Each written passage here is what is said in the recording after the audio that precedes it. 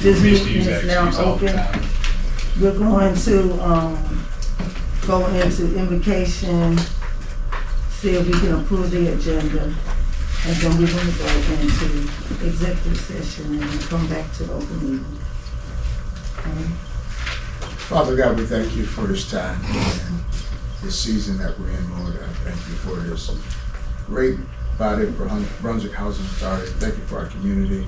Thank you for the leadership, Lord. And I pray, God, that we handle business and become accomplished to this that we have at hand, and that it will see the results and be a blessing to our residents and this organization. Thank you for it all in your name. In Jesus' name I pray, amen. Amen. In order, I make a motion that we amend the agenda and go into executive session so that, because the attorney has to leave a little early today and to allow for him to leave. But we have to take care of some things. So, I make a motion that we amend the agenda and move the executive session up. Chair, second, calling second. All in favor say aye. Aye. Any opposed say nay.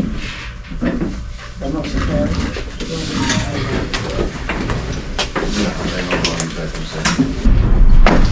This meeting is now open. Good morning, everybody, again. Thank you for coming back. We're going to start off with approving the March 8th minutes. Entertain the motion. I move, approve the minutes for March 8th, 2023, board meeting as presented with any necessary corrections. Second. I think you beat it now. All in favor say aye. Aye. Any opposes? The motion carries. Ms. Curry, if you ever have to amend the minute, we need them a couple of days after our meeting, so they won't go into our next meeting. Like these minutes or just in general? In general, have them a couple of days after we had our meeting. I'll try my best to get it to you guys today. So we're gonna have them into the next meeting, add them on into the next minutes and everything. We need them before that. All right. Next on the agenda is the Job Plus Grant overview by Ms. Carr. Yes, ma'am. So, Jobs Plus, I don't know, I think it's been presented before, but I'll do a brief summary. Can you go over it? Yes, ma'am, I'm sorry.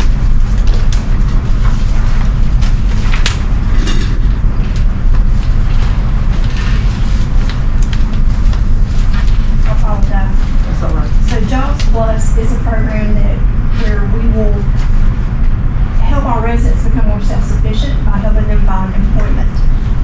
We will hire community coaches, which will be residents, that will get our different aunts involved and excited about the program, while our staff also does total wraparound services. So we will be meeting with a resident to find out what their gaps are, what their needs are, while they're not employed.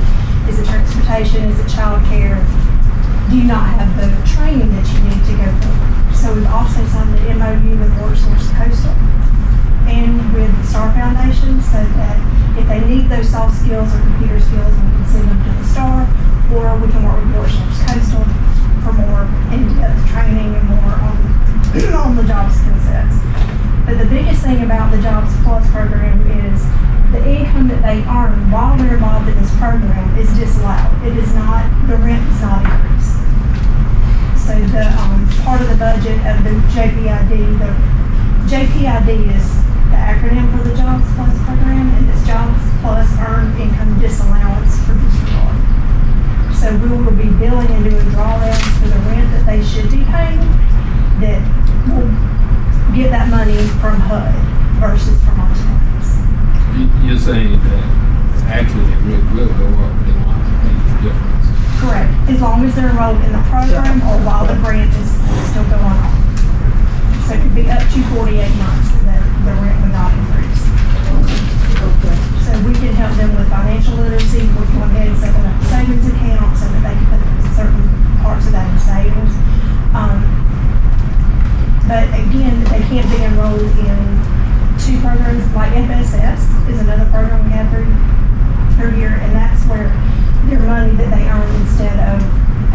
that goes into a savings account, an interest accrued savings account, they can't be enrolled in JPID and FSS at the same time. So it's two different programs. So that's where the case management piece, the software comes into play. The TAG program, I gave y'all all a handout for the TAG. So this is a software, for our procurement policy. It is a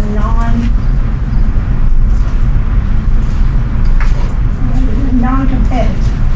So under section 5, subsection 5.5, it's a non-competitive for our policy for procurement, because there's not another software that can handle all of our grants. Like it can track Ross, it can track FSS, it can track Jobs Plus, and we'll be able to pull you reports like you see here, so they're easily understood, the data that we're flowing, as well as being able to draw down and allocate,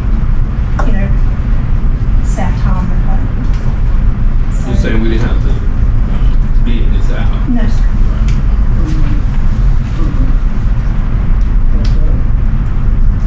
You said FSS is part of Job Plus?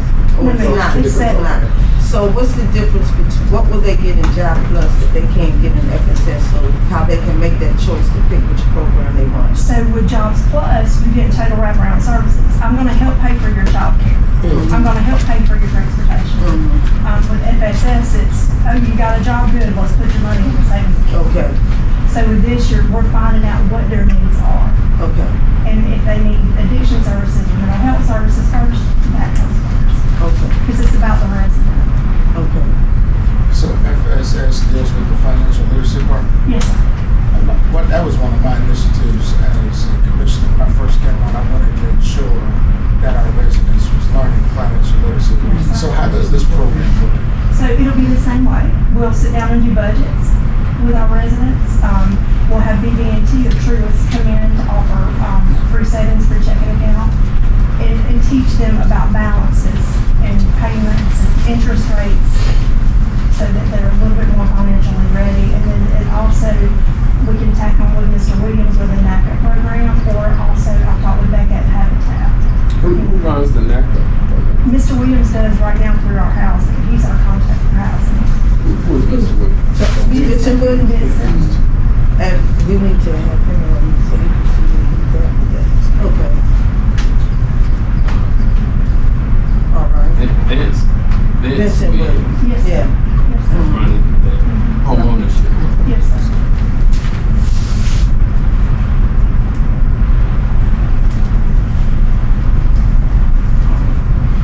For the residents that are in FSS right now, can they elect to leave that and do the Jobs Plus? They can, but they can't be, once they leave though, if they leave Jobs Plus and go to FSS, they can't come back to Jobs Plus. But if they leave FSS. to go to Jobs Plus, they can come back to. I don't know the answer to that, so I don't want to tell you anything incorrect, I'm sorry. We should probably advise them to make a permanent choice. Absolutely, and that's one of our things that once we get the lead case manager and our first community coach hired, is getting information on paper so that we can distribute it to the residents, have a kickoff event, so they know the pros and cons of each program and can make that choice intelligently. And how long is the time frame for each person to be in each program? Job Plus, Jobs Plus is 48 months. 48 months. Okay. And FSS, is that a time frame for each resident to be in? 5 years. The FSS, we have exacts like 22, but Jobs Plus is a lot larger. 22 residents. No. What's the, how's the time frame of them being in the program? In FSS, 5 years? And FSS is Section 8. Right. And this, the difference between FSS, one of the differences, FSS is for Section 8, Jobs Plus will be for public housing. And what is Ross for? Ross is for public housing, Okay. resident opportunity substitutes. What's the difference in that? Ross pays for the coordinator. Most of that money is for that coordinator. We do case management, one-on-one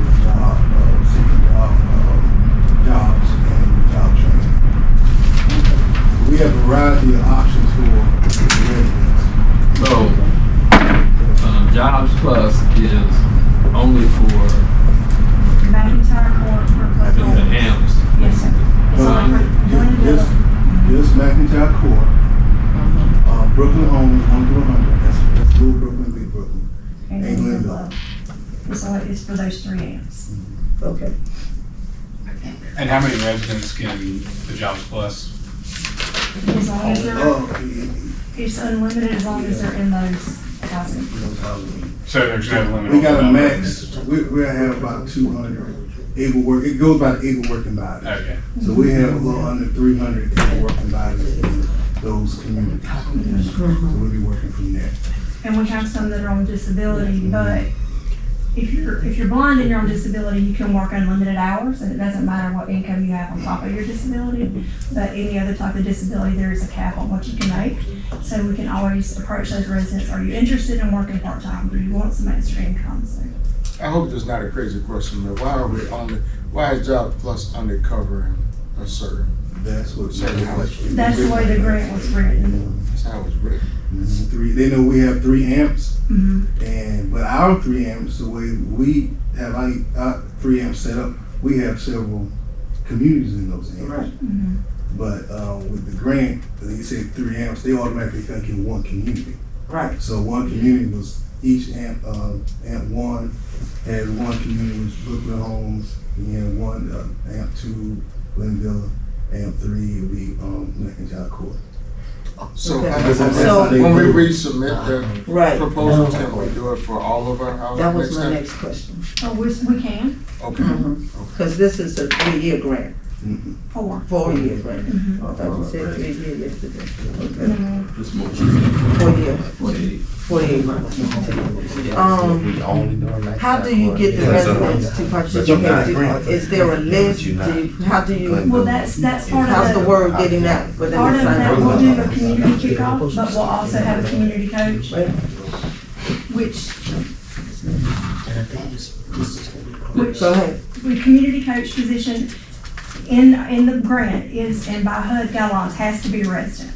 So if you get a resident involved, word of mouth spreads, but we'll have kickoff events, resident managers, all staff will be trained on for the differences so that they can talk to the residents as well. But we'll have printed material that we can hand out to. Two things. The Ross and the FSS, that's just for Section 8. No, Just FSS. FSS. Ross is not FSS, is only section. Ross is for anybody. Public. Public housing. The Job Plus would be for public housing And in 3 FSS, communities. and FSS is for Section 8? The other thing is, do we get to evaluate, I just want to be clear, maybe this is clear to everybody else, the performance of everybody after the first year. We do an annual evaluation of the performance of the staffing and the program overall. I have to give updates like every month and when we do our drawdowns, and there's reporting requirements as well. And as HR does, a 30-day evaluation, and HR will be conducting, yes, staff, and there's requirements that staff have to hit in Jobs Plus.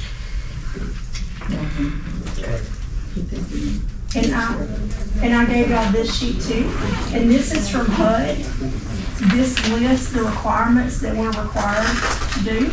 So by May 1st, we were to have our coordinator hired, our program manager, and Jasmine Jones is the resume that I have given you, that we had 11 candidates, we interviewed 5, and Ms. Jones was selected. And what's her role? She will be program coordinator. Program manager. Program manager, yes ma'am, thank you. Program manager. So, honey, what's your title here? Grant and procurement specialist. Yeah, right, you own the grants. Yes, sir. But she functions But I as will the be- program director for the Jobs Plus, but that's She where her does what salary now? comes from. She functions as the Jobs Plus program director. So Okay, that's where and her then- salary comes from. And then this is for the program manager. Yes, sir. Correct. It'll be the two of us basically building the program with the community resident. And so,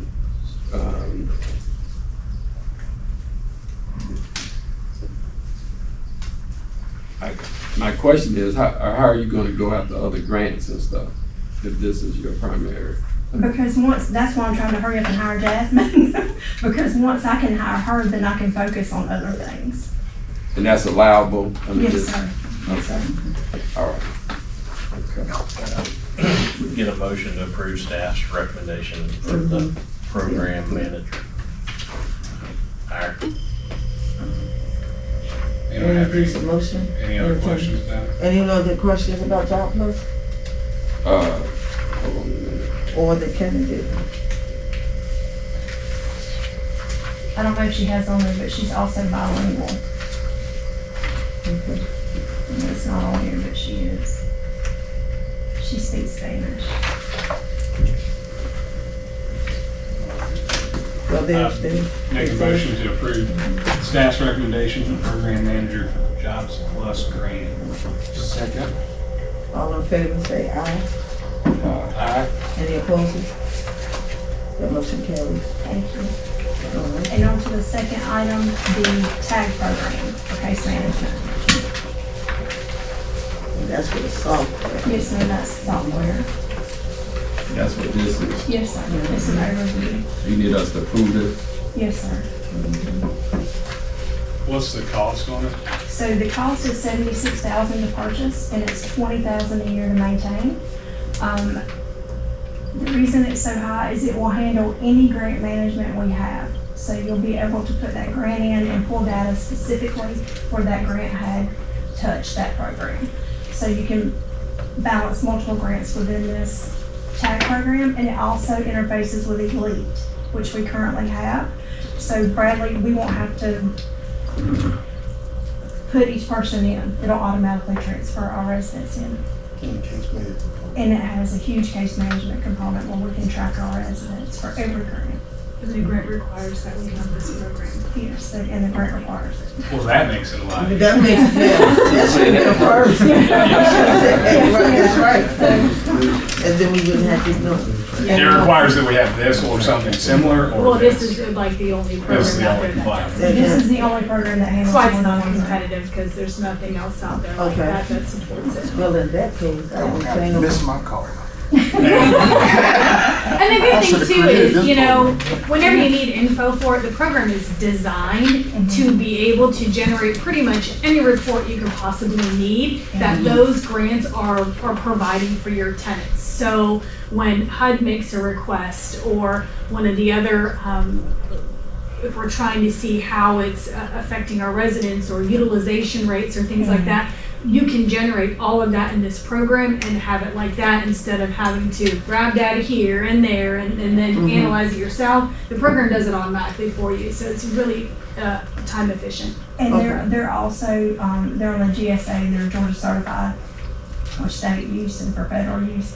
And they're also, I lost my train of thought. Oh my gosh, I'm so sorry. So we're entertaining a motion to approve the case management software I've got one more question. set of questions. Okay. Set. Maybe just one question. Go ahead. So it's 76,000 plus another 20 per year. Okay, we're gonna have to have this for the entire duration of the Job Plus grant. Yes, sir.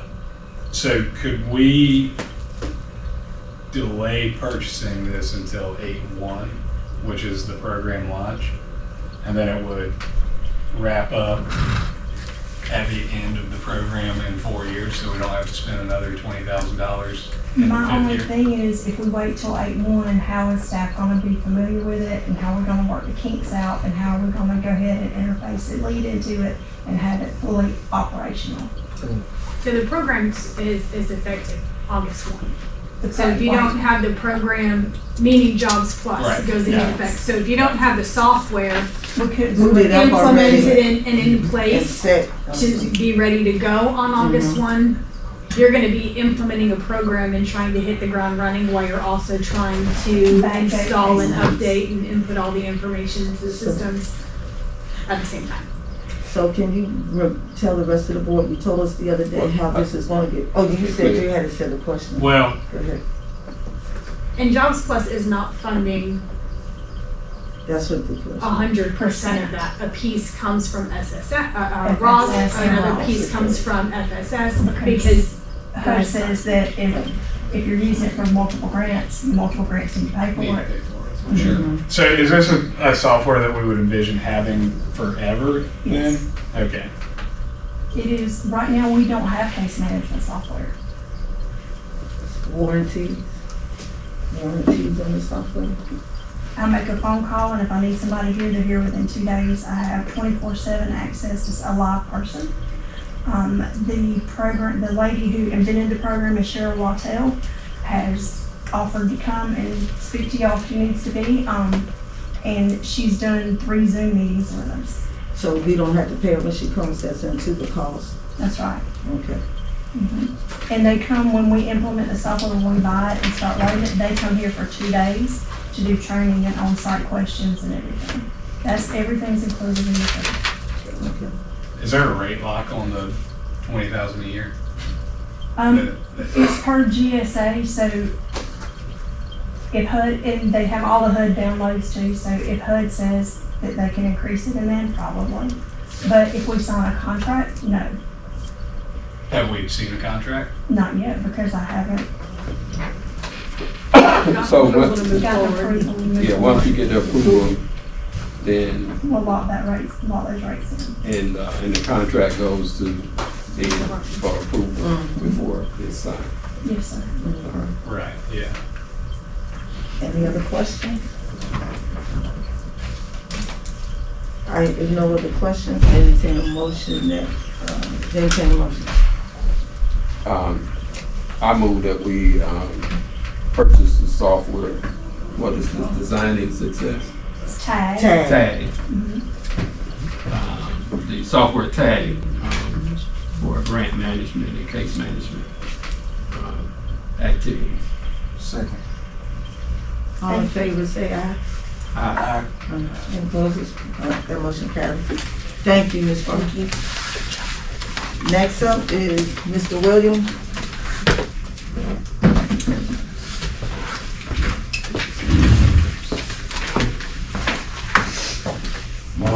Good morning. Like first one for me is 20 unit turnover. I spoke with Mr. Bennett, Mr. Mike Bennett yesterday. And they are starting renovations in 2 of the bathrooms over in Brooklyn. Those same 2 units, they are vacant. They starting renovations in 2 of the vacant units there.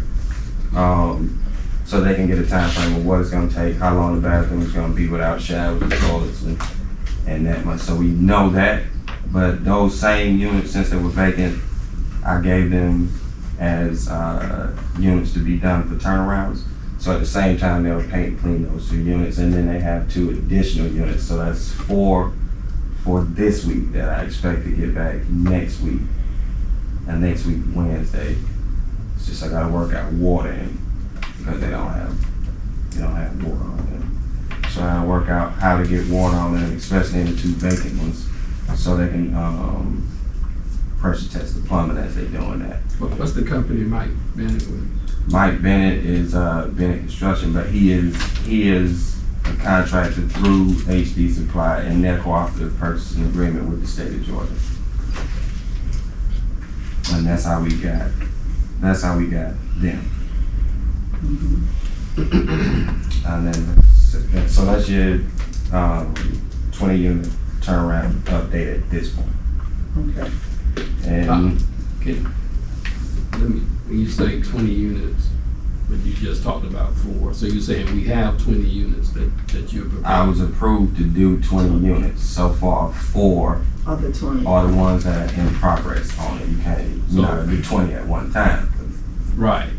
So you're saying that From the 4 those units 20. will be ready by possibly next week. Hoping to see next Wednesday. I Next got you. Wednesday. I got you. Can I wanna go see one of them, see them when they finish. Okay?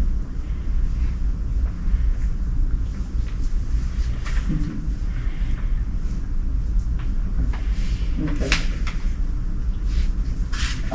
Second part of that, painting and cleaning, new solicitation is out for painting and cleaning contracts.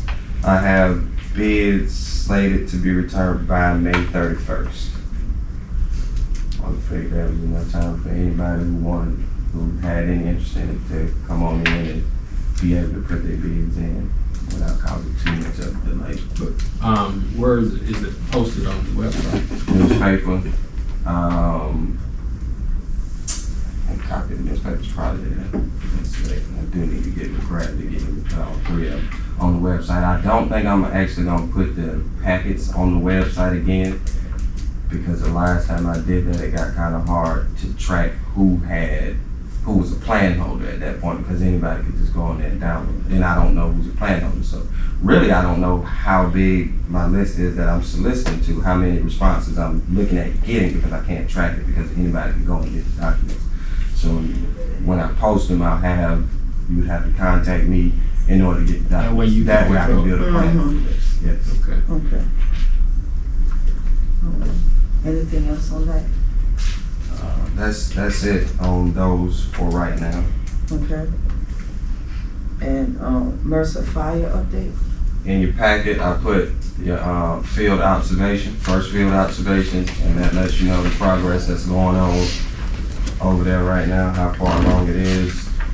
And it talks about some of the things that have come up between the contractor, the architect, and the housing authority that needs approval. And pretty much the architect and the contractor need a direction, some decisive action from the housing authority. Surrounding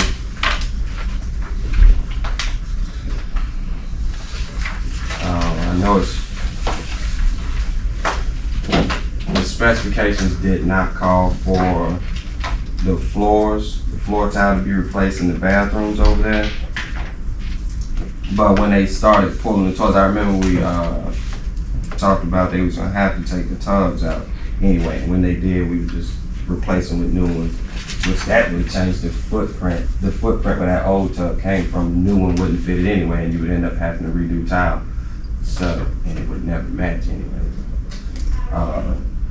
But when they took the toilets up, some of the tile came up with the toilets. So,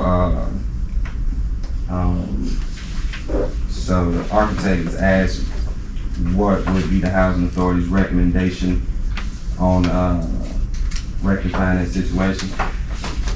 And I would recommend just replacing the floors in the bathrooms while you doing that. You're never gonna be able to get the same tile that match, and then you're gonna end up with a new unit and an old floor tile in the bathroom. So I would recommend,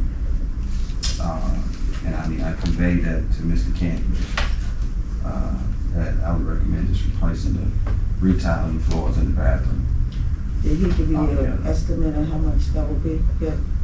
He hasn't given me an estimate for it yet. This just came up yesterday. Yeah, he informed me of this piece. And it might have been last Thursday. He sent me an email about it. But he had his site visit yesterday. I met him over there yesterday morning, and that's what we talked about there. You had the asbestos abatement happened over there. Lead-based paint abatement on the columns on the front porch. And as you can see, demolition of the building happened.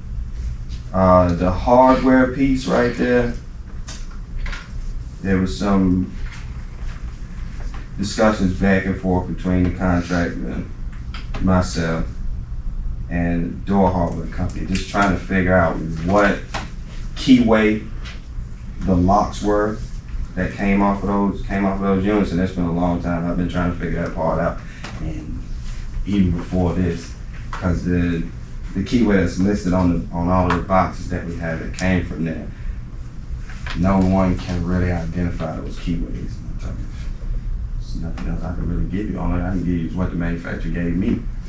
And so nobody was able to identify those keyways. So I ended up having to send that manufacturer an actual lock for them to disassemble and figure out what they had to do to get us those locks.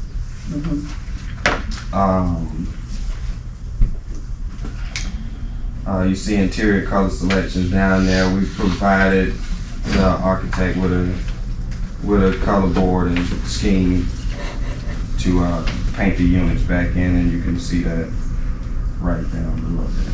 Except that Jordan, I was not sure about what kind of paint to go on the door, and I'm going with semi-gloss on that. Exterior doors? Or what doors? Interior and trim. Okay. This color scheme right here, they said they want to know if Housing Authority wants the same color or not. No, that's the color scheme. I'm talking about the luxury vinyl floor. Oh, you're on the next one. Okay, I thought you said color scheme, because that's actually paint. Okay, Color scheme. I'm on the wrong thing. Yes, Go ma'am. ahead. Let me come back. Okay, go ahead. Luxury vinyl flooring.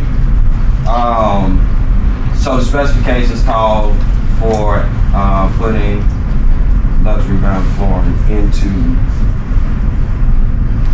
into all of the units. I'm not really a fan of it.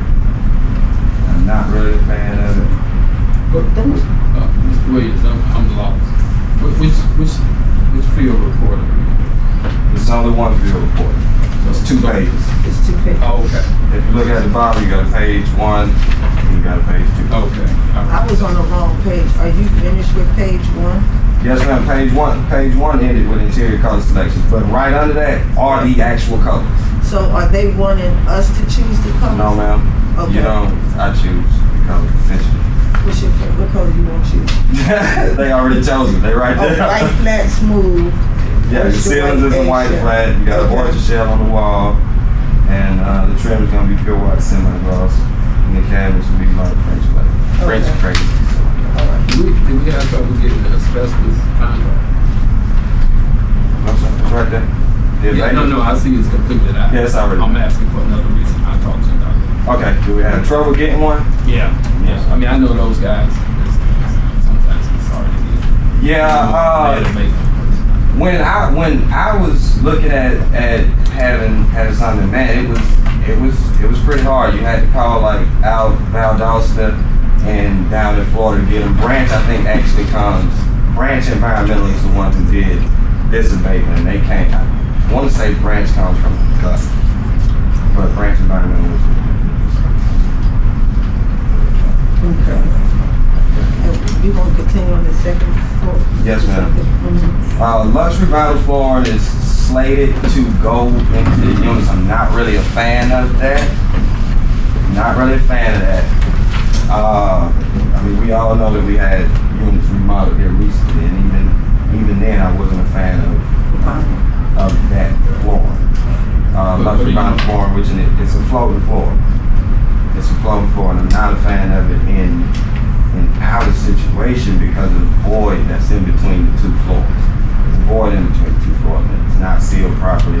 You get a leak in there, and everything, you end up with water under that floor. And you have to go in there and get it up. Get it from under there, and you extract it, dehumidify it, and all that thing. You hope that you get all of it. Not a fan of it. What do you suggest that you got that in? Ceramic tile. Ceramic tile is what I would do if the cost was reasonable and all that. And what would you have done?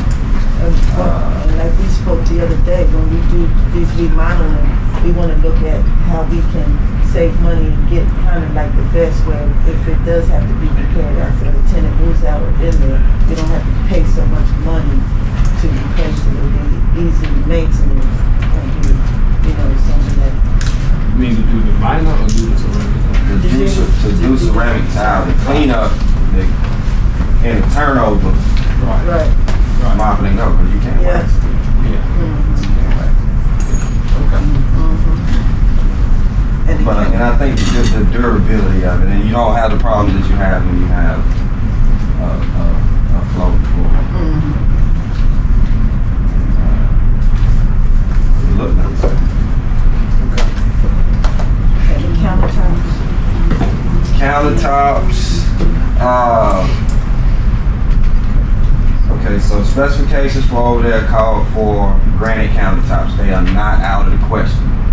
This is only here because when Mr. Kent started doing this, it was mentioned that we wanted to go the same direction as the remodels, but that what happened at the time we're going, and the remodels was getting quartz countertops. And it's quartz granite, close to the same thing. You get better color selections from quartz countertop, and they are more durable than granite. That being said, they do cost more. When you said the granite, it has, if you make a stain, that stain will stay there, so Granite has it's a not tendency to easily stay. to maintain. Yes. And quartz, since it's What's the man-made, difference in the price?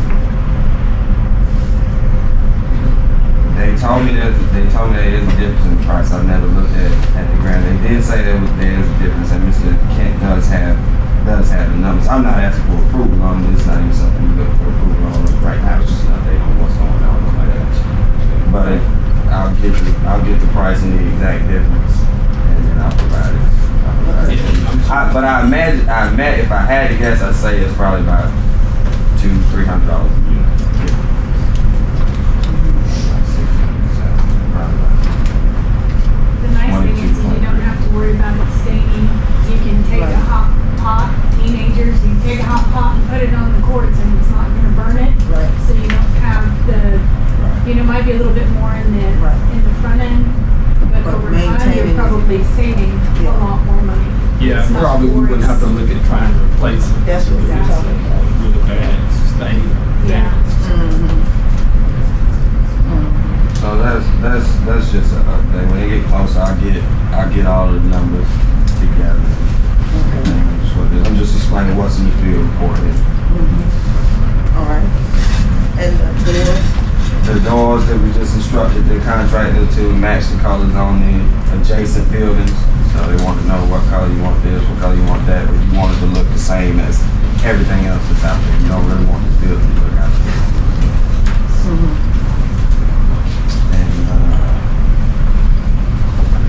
And there we go with that bathroom floor right there. That's what, that last item is what was in the specifications for the bathroom floors, which is, like I said, I do have a recommendation on that, and that would be to replace those floors because they are coming up at this point. This tiles is coming up when they move towards. I know you mentioned that somewhat when I went, remember that day I came in and met with all of you, and you were telling me about it. He mentioned that we might have to change those floors underneath them tubs. Yeah, definitely. Definitely. Because they had to take the tubs out because they got to redo all the plumbing over there. So they would have to take it out. Y'all have any other questions? Mr. Booker, Commissioner Cole? No. Commissioner Booker? All right, and we don't have anything. What's the, oh, you have one more thing on here, the living near Glenville, what's that about? Was it yesterday, day before? Yeah, I got a call from the city manager about seeing if we could help. And I saw a guy over there this morning when I was coming to see if we could help with the litter thing at the median, just in that area. In side or that side? The Martin Luther King. Martin Luther King side. Okay. Yeah. I actually didn't see that much. I mean, I saw some, so I don't know. I thought you was talking about maybe if you saw it yesterday and you saw trash around the front. I've been back and forth with the trash. They come and they dump the trash cans, and when they do, trash fall out of it and they don't pick it up. I've argued with them back and forth. Y'all don't go and say things and do that.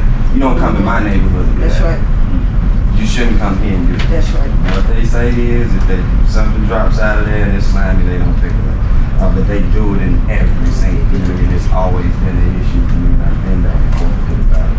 Haven't been able to get anything done yet. But yeah, yesterday was trash day, and all down all of these streets, you see houses. Can you talk to the company that they work for and let them know? That's who I spoke to. Oh, You talk directly to the public. Okay, that's all right. We don't, we currently don't, I mean, it's always been in our budget, it's currently in our personnel budget right now, and the board wants to wait till we have an ED to pursue hiring additional staff. But we do have both of our grounds positions, which are responsible for picking up the trash and run around, are vacant right now. So if the board would approve it, it would be extremely beneficial for us to get that posted back up and try to get those positions filled as soon as possible. Because right now it's our maintenance staff and they have a full plate. It would be very beneficial to free them up to do what we're paying them to do and at least try to find two staff members, to at least start maintaining and getting back and picking up the rounds so it can free up their time to continue with the maintenance needs. Mr. Williams will be hiring these people. Yeah, he'll go through and Mr. Oliver Blanche will go through the interview processes, we'll post them. Normally when that happens, I give them the applications so they can review them and decipher out which candidates have the experiences that they're looking for that meet the job descriptions. And then from there, they'll pick several to interview. Yeah, I don't see why. how many do you think we need? It's just Oh, two. we had Just two. Yeah, there's just two that are budgeted for, and with school coming out soon and kids being home, it's just gonna get worse. So do we need a motion for Do we that? need a, I don't think you need a motion on it, if you guys are okay with it. We do we can need just it? consensus. We can do Yeah, a motion yeah. to do the regular. To hire? Yeah, hire those two maintenance grounds people. Yeah, I guess the directive we gave previously would allow you guys to go out and get those positions filled and then bring it to us for final approval. Just the Is that kind of how Yes. y'all would see it going? Yes. Yeah, I mean, what We would go ahead and open up. we would post the position so people could apply. They would go ahead and do their interviews, and then when they get down to the candidate they wanted to select, then they would bring it before you, notify you of who that was, how many applicants applied, why we think they're the best applicants, so we can offer them a job. The only thing is hopefully we can expedite that so we can hurry up and get them on board sooner than later. And I know that we only get the pleasure of meeting twice a month, so it might be something that maybe we could find a way that's convenient for everybody to get that information to you guys, so we don't have to wait a whole nother month for a meeting.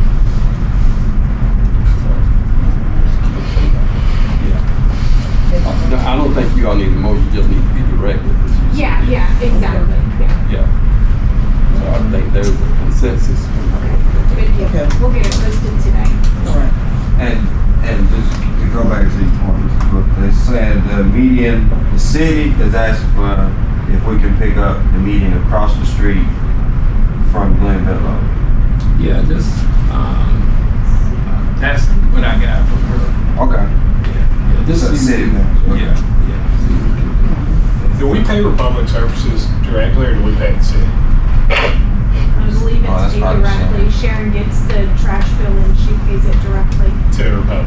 Yeah. Okay. The reason why before it was billed to directly to the housing authority because they refuse to bill each individual unit. So that's why the housing authority was paying that bill and initially charging that to the residents because they're not able to get a bill. The city won't do it. So that's why we get the blunt of the bill. All right. Thank you, Mr. Williams. That's everything. All right, thank you. All right, I got you. Next up, Mr. Jackson.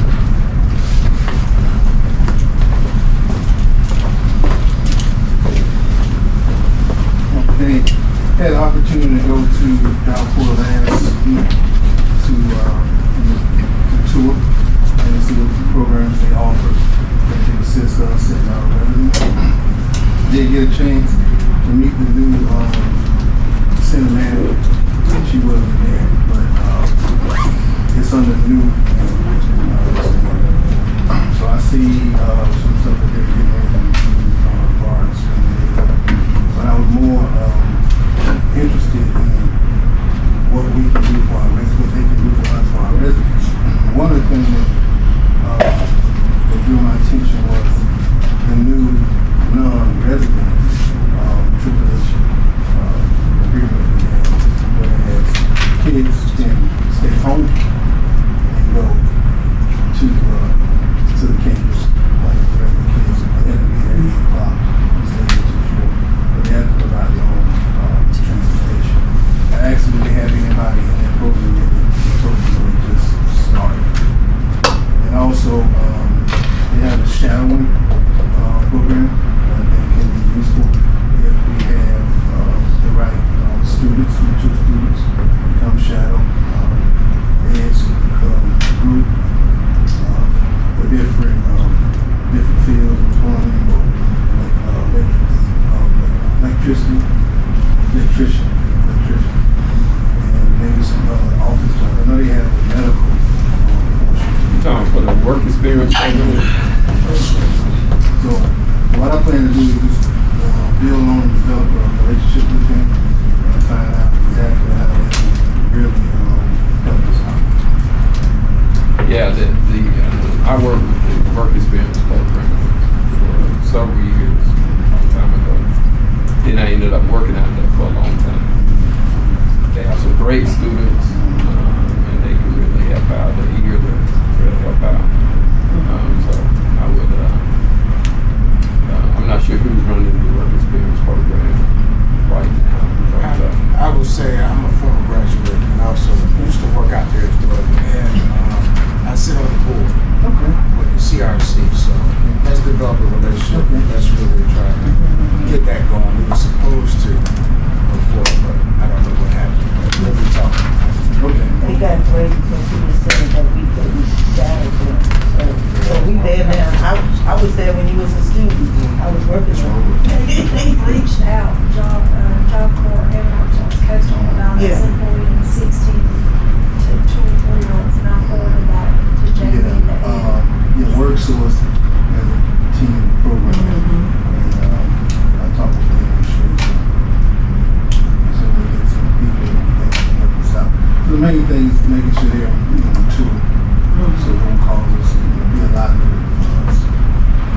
yeah, I found that if they recommend the students, then usually they're pretty good. They will let them off the campus if they think they're going to be issues, and they're really good. Transportation. Yeah, WorkSource can do transportation and stipend for babysitting if they need, And they'll pay it. Yeah. And also they'll take care of That's a great relationship. Yeah.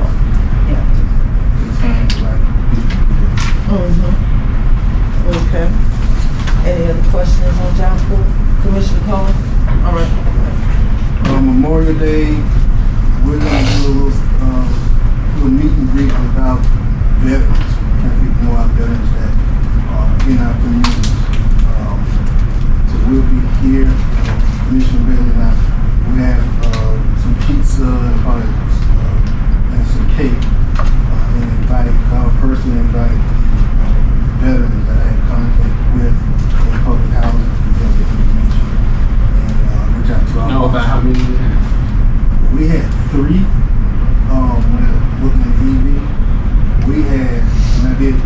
days, I had 2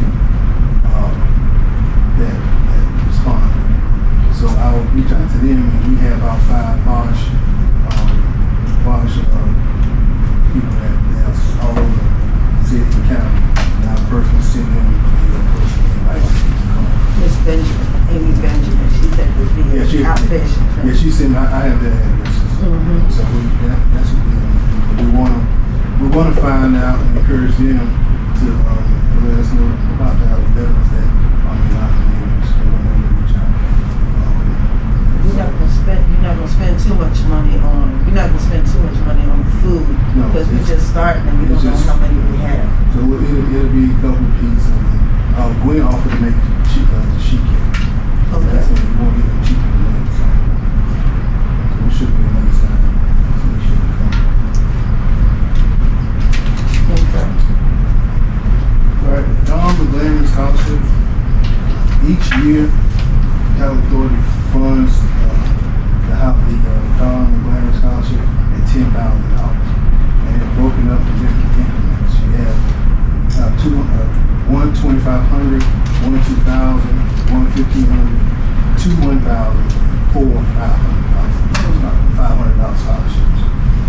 We had started advertising through the schools in February. And what I told the counselors was to send me their names first to verify, to make sure they were Section 8 public housing before they go through the whole application process. And I turned out about 9 that did qualify. So we ended up with 3 good applicants. One from Glenn Academy, that Abbott. He's also our agency representative for the GARA Scholarship, because the GARA Scholarship offers opportunities for one candidate. Can you spell Gara? That's G-A-H-R-A. G-H-A-R-O. No. G-A-H-R-A. Georgia Housing Redevelopment Okay. Association. All right. So they invite one candidate from each agency in the association. Unfortunately, we are hosting the GAR training will be here, and it was well for us. So we will have our candidate, which is Edwin Jackson. Who? Edwin Jackson. He's known as Big Edwin Candidate. Okay. Real Play good. sports? Yeah, plays football. He has a partial scholarship at Bruce State College in Nebraska. And he sent his financial statement from the school and told us what he needed to keep him along. I will say, Commissioners, I had a chance to read his essay. His story is phenomenal. Actually, all of We them. need to. Yeah, that's the thing. So I reached out to all of them, and I wanted them and their families to come to the meeting on the 22nd. Take some pictures. Okay. So how we dividing up the $10,000? It's already divided in. So you got one $2,500 scholarship, one $1,500 scholarship, two $1,000, four $500. So that's what you have based on the people that applied. So you're saying there's more than 3 students? That's all we had. That's all we had to apply that qualified. Yeah, that's what I'm saying. So are they gonna get the 3 students? Are we gonna divide that up? $10,000? They will get they'll get the 2. We got 2 of them will get the 1,000 each. They'll be going to Coastal, and Eddie will get the ones with 2,500. So we don't have any discretion just to divide that up? Well, it's on the sheet that I have, it's already, and you all can decide what you want to do with it. But that's how it's. So, I mean, the difference, somebody's not getting the money, right? Everybody's getting money that applied. So we'll just have that money that just roll over to next year. For next year's budget, we added. So, are you trying to say that we should have more scholarship winners because you have? If we only have, if we're not giving out all the money, Right. then can't we give it out to the students that qualify? If you all decide you want to just split it 3 ways. That's not our. I mean, is there a reason why those categories are there? That's how it was when I asked for the scholarship information from finance. So it's broken down like that. So we can have one winner for 2,500, one winner for 1,500. Or for one winner for 2,000. Okay, 2 winners for one winner for 1,500. right, You have 2 awards for 1,000. and You 4, have 4 awards for 500. right. I guess I'm trying to figure out is how do you determine who's getting About their financial statement. Because this? Eddie was like, he needed like $5,000. Right. From, yeah. And the other ones had, the one girl, she can get a whole, I think both of them can get $5,000. So that's the money there. And then we had 2 of them together.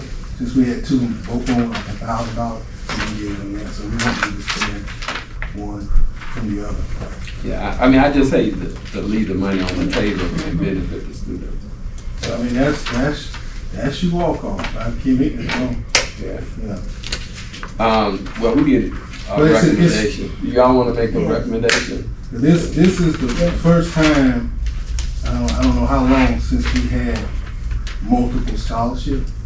And also too, you wanna at least wait for the first cycle because at the end of the calendar year, the 2 semesters, they have to provide me with 30 hours of community service and they have to have. So we could relook at them. Yeah. See, and also too, they can apply next year. As long as they're in school, they can apply. Right. So we don't have to really spend all the money at once. We just, we have some money for next year. So we have to get a fresh 10,000. You just add to that and roll that over and make it 10,000. To see how they do. The guy going to Nebraska, did he get all the 5,000 he needed to go? No, because he's going to apply. Well, he's going to interview for the GAR scholarship. And GAR has different categories. I'm gonna send you all. I'm gonna get you a copy of the list of all the awards that we offer. The only one that we control is the Don Glam. Right. And then GAR has one. We only can send one. And they have several different types. And the Public Housing Authority Directors Association has one. That would be before I start working. That would be in January. So next year I want to try to get somebody to be able to get all the awards that's available to them. And that Public Housing Director Association brings have a $7,000, $5,000, and two $5,000 scholarships. So they'll be competing with the other kids, but just giving them the opportunity to see where they are, but we can control.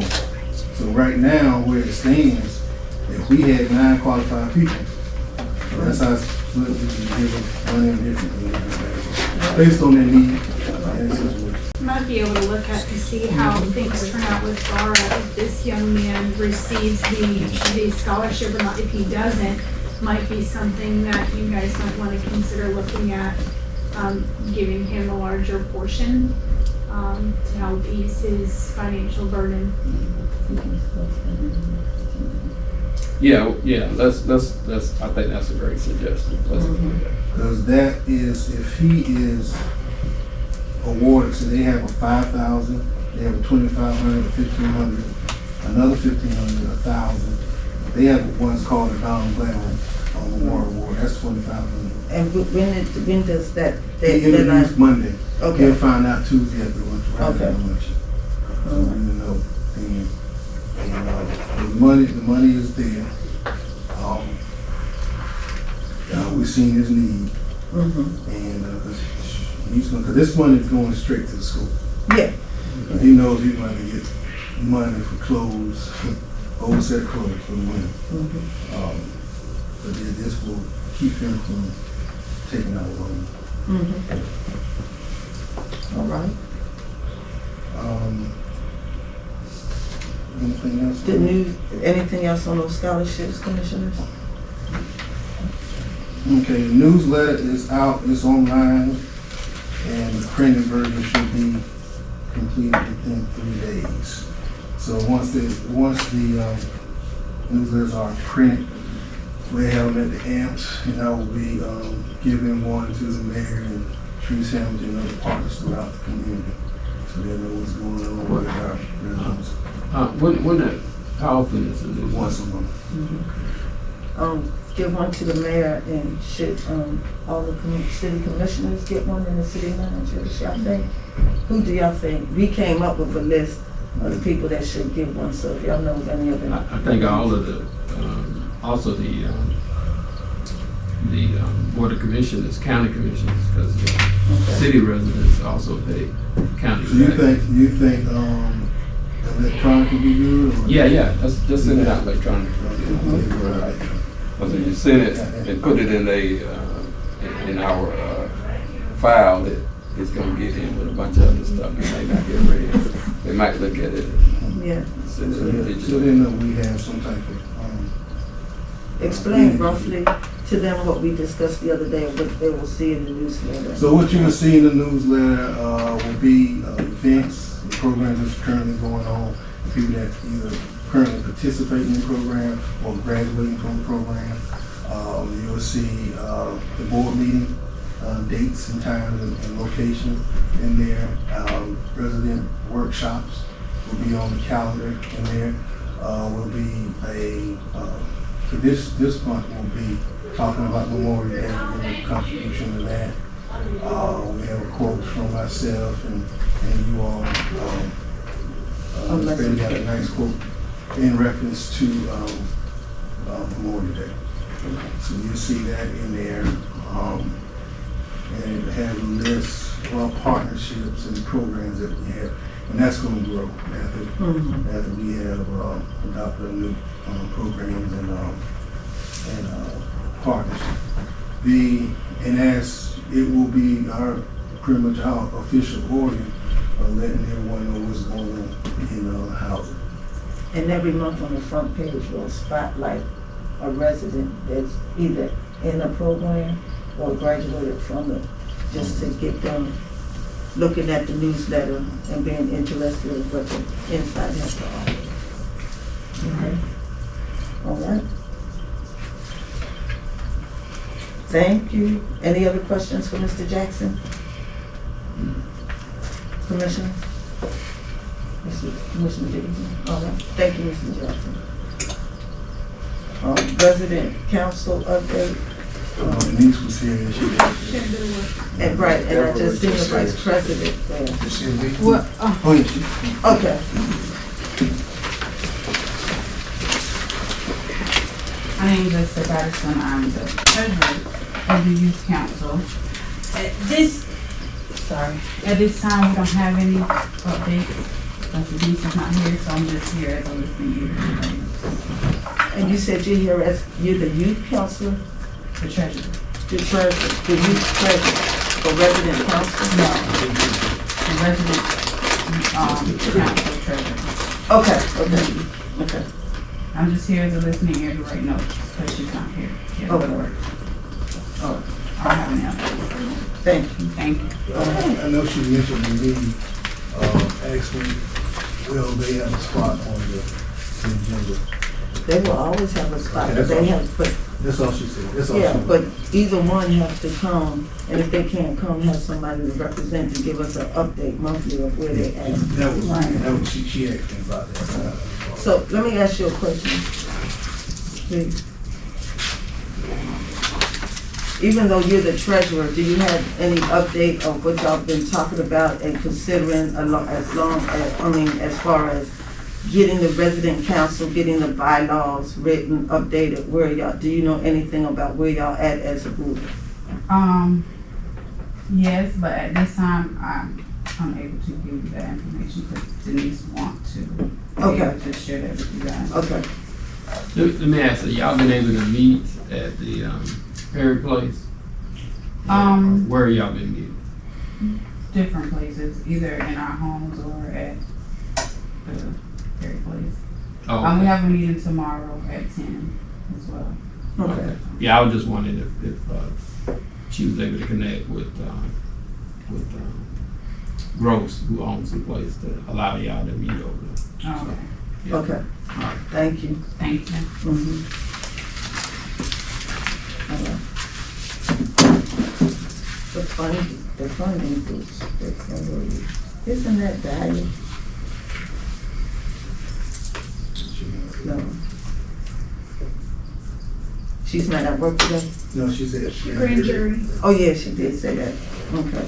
That was her, the funding groups with the MOUs? That was Dahlia? I guess her and Ben. Okay.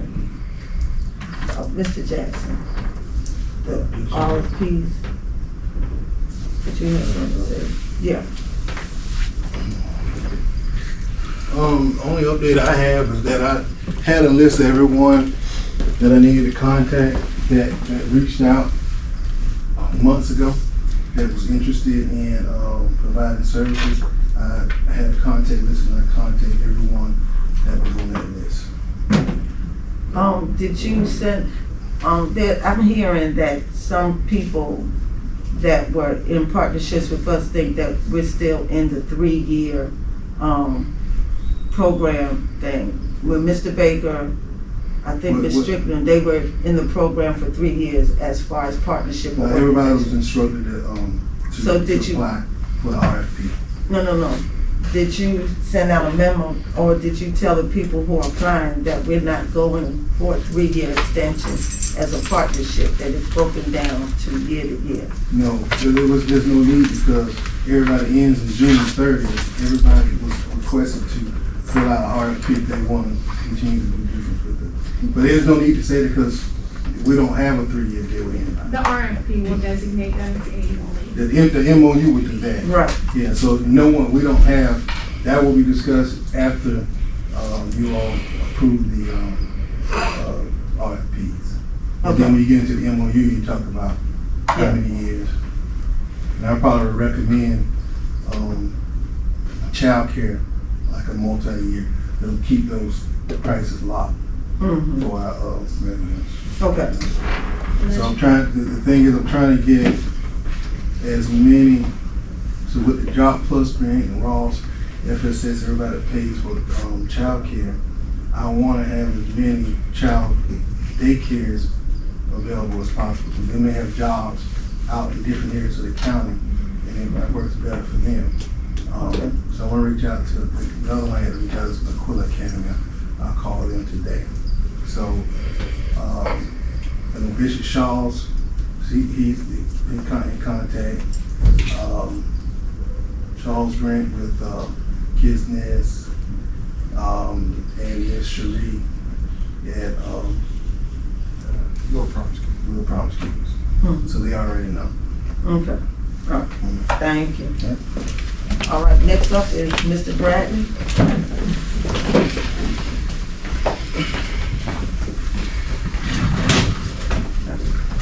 Good morning. How you doing? Doing good. How are you? All right.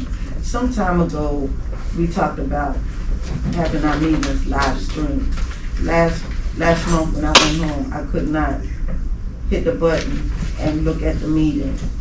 Are you aware of how to go live stream? How are you, or is that live, or are you still recording it and then uploading it? They're being recorded and uploaded after they're done being edited. You are not supposed to edit our open meetings. That's against. Well, they're not being altered. They're just being spliced together into a single video format and then uploaded so that they're not split up into 8 different video files. I was told that you have to hit that live button and go live. And at the end of a meeting, when we close today, all we have to do is push a button and re-look at the meeting. We should not be able to have to upload it. Now, you can upload it when you want to send it out to various people. But if we're going live on YouTube, you have to hit that live button on YouTube, or however you're streaming, sending it to YouTube, has to be live. It's against regulations and her regulations to splice, edit, or do anything to our. The video footage that records is already spliced. It splits itself into different video files. It splits itself into X amount of video files. I think the interval is about every 30 minutes. It splits itself into an individual file. You can go onto that camera and look back through the footage as much as you want, but in order for me to upload it in any meaningful capacity, it has to be spliced together into a single file. That's how it's been done since I've been here. How we used to do things may not always be the way that we're going forward. Now, I was told by her that that button has to be live, and no kind of, because in the past, there has been questionable things that have been missing out of those recordings in the past. I can't give you an example right now, but no way are you supposed to be recording it. You have to hit that live button, however you So have to do we're it. not live streaming now? No, not right now. Uh-uh. So are we able to live stream? It is possible, yeah. Do you know how to do it? I know the basics of how to start a live stream and all that kind of stuff. Then how many times do I have to ask you to go live? Our next meeting will be live streamed. Thank you. Yep.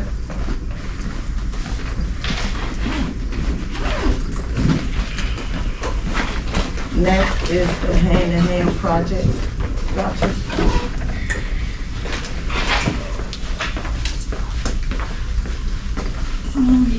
Ms. Douglas is in training, so I was in contact with Ms. Shaw this morning, our field office head representative. She didn't have any information to offer on the project-based vouchers, the program, and how it's all put together. She gave me the contact information for Executive Director Sandra, the Northwest Georgia Housing Authority. I have not had a chance to speak with her, but Ms. Shaw said she was going to reach out to her today to make sure that she and I get in touch with one another. Other than what I have found and provided to Mr. Hartman, the only thing that not been able to find that there was any type of proposal or an RFP that was issued out before Hand in Hand came to do any kind of presentation to request for the project-based vouchers under like a pre-development agreement or existing housing or anything like that. None of that was done. I asked Mr. Hartman if he had any knowledge, and he said he did not. So everything's still kind of pending. That's the only update I have at the moment. So, do you know how soon Hand in Hand is gonna open? And how advanced time that we need these in? Because I thought when she came, they came more than once.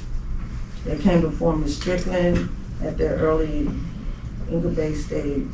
I think the problem that we're running into is when we do a little bit more digging, like when the project-based vouchers that Brunswick Commons has with us was. That was under a pre-development agreement, that was under pre-construction. So had that same process had been followed prior to Hand in Hand, Okay, then there would not have been any issues. But because construction had already started, and this is not a property that we own or have any interest in or anything of that nature, that's where our hangup is. I mean, Okay. it doesn't qualify under like existing housing or anything like that. And if, so one of my other questions to Ms. Sandra is going to be that if we're not able to qualify them for the project-based vouchers because it is already an existing development, is there a way that we can roll into like the homeless vouchers or veteran bash vouchers, or, you know, what options? I mean, definitely we want to have the entertainment, the partnership